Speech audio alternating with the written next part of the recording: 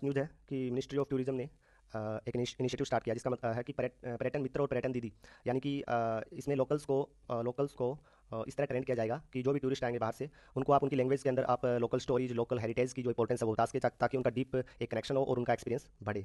उससे अगली आपकी जो नेक्स्ट न्यूज़ है वो एक विजिंजम सी पोर्ट के ऊपर है। ये क्या है, केरला के अंदर है। ये deep rooted, natural deep rooted port है और ये क्लाउडेड गार्डेड इतने बड़े वेसल को इसने बर्थ किया, यानी कि यहाँ पर ये रुका है।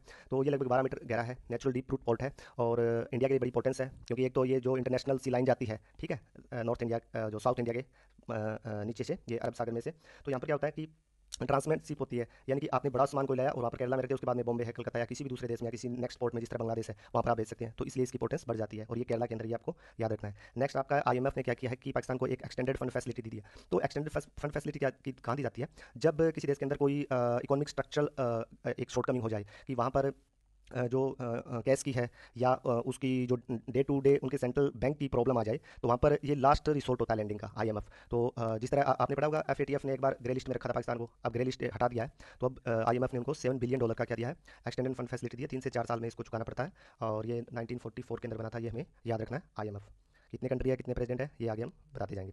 ये असम अकॉर्ड के बारे में है कि जब 1971 के अंदर ईस्ट पाकिस्तान जब बांग्लादेश बना था, यहाँ से millions of migrants, illegal migrants क्या नॉर्थ ईस्ट के स्टेट्स में आ गए थे। तो इसी के विरोध के अंदर क्या है, असम में काफ़ी एजिटेशन हुए थे, काफ़ी विद्रोह हुए थे। तो वहाँ पर 15 अगस्त 1985 के अंदर राजीव गांधी गवर्नमेंट के अंदर एक असम कोड हुआ था, एक समझौता हुआ था और उसी में क्लाउज 6 रखा गया। उन्होंने कहा था कि जो आसाम पीपल की जो linguistic identity, social cultural identity है, उसको बचाने के लिए कॉन्स्टिट्यूशनल, लेजिस्लेटिव, एडमिनिस्ट्रेटिव लेवल के ऊपर सेफगार्ड रखे जाएंगे। तो अभी इसको अडॉप्ट करने की बात चल रही है। तो इसलिए आपको क्लाउज 6 का पता होना चाहिए कि आसामी पीपल की जो उनकी जो आइडेंटिटी है, इंडिजिनियस आइडेंटिटी, उनको किस तरह से कॉन्स्टिट्यूशनल, लेजिस्लेटिव, एडमिनिस्ट्रेटिव रूप से किस तरह बचा जाए, क्लाउज 6 उसके बारे में है, असम कोड। नेक्स्ट आपका कि प्राइम मिनिस्टर जो यूके के प्राइम मिनिस्टर है, केयर स्टारमर, उन्होंने कह दिया कि हाँ, इंडिया भी को भी यूएनसी के अंदर परमानेंट मेंबरशिप मिलनी चाहिए, ठीक है। उससे पहले यूएस ने भी और फ्रांस ने भी कहा था।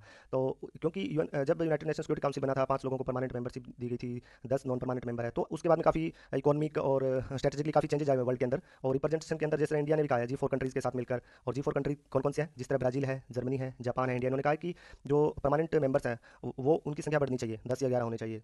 एक बार उनको चाहे विक्टो ना मिले, लेकिन वो परमानेंट मेंबर होने चाहिए। तो यूके के प्राइम मिनिस्टर ने भी इस चीज़ को बैक किया है। उसके बाद में है कि ग्लोबल इनोवेशन इंडेक्स के अंदर इंडिया 39 पोजीशन पर है, 133 कंट्रीज़ के अंदर। इसमें सुधार हुआ है, ठीक है। और हम लगभग 80 से लेकर यहाँ तक सफ़र किया हमने। और जैसे नाम से पता चल रहा है, इनोवेशन ये कौन निकालता है, यूनाइटेड नेशन की जो 15 एजेंसी है उसी में से एक है वर्ल्ड इंटेलेक्चुअल प्रॉपर्टी ऑर्गेनाइजेशन, ठीक है।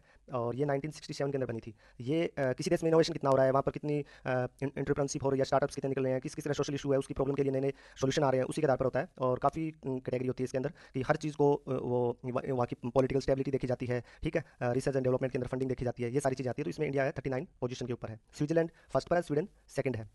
और हमारा जो एक नेशनल सुपर कंप्यूटर मिशन है, उसी के तहत प्राइम मिनिस्टर ने क्या किया है कि 3 परम रुद्र सुपर कंप्यूटर है, उनको रखा है पुणे के अंदर, दिल्ली के अंदर, कोलकाता के अंदर, ठीक है। और सुपर कंप्यूटर का महत्व बहुत बढ़ गया है एआई के, डाटा साइंस के ज़माने के अंदर। तो ये आज की खबर थी और थैंक यू।